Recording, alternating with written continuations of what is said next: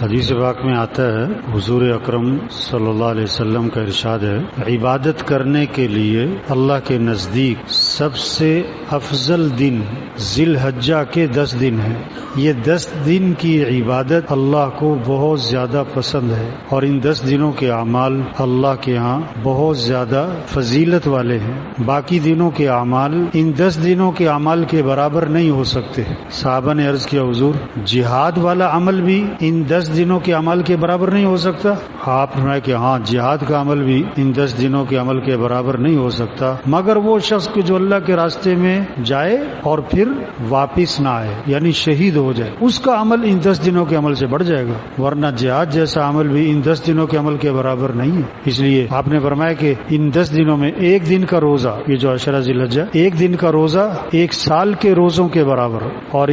ان راتوں کی عبادت شب قدر کی عبادت کے برابر ہے۔ ہمارے گھروں میں اس کے تذکرے ہونے چاہیے، ہمارے مجلسوں میں، کہ بھئی ذی الحجہ کا مہینہ شروع ہو رہا ہے اور یہ عشرہ ذی الحجہ، یہ شروع کے 10 دن یہ بہت قیمتی دن ہیں، یہ افضل دن ہیں، یہ اعمال والے دن ہیں، ان دنوں کے اعمال اللہ کو بہت زیادہ محبوب ہیں۔ اس لیے آپ نے فرمایا، اللہ کے نبی نے فرمایا کہ ان دنوں میں الحمدللہ، لا الہ الا اللہ، اللہ اکبر کثرت سے بولو۔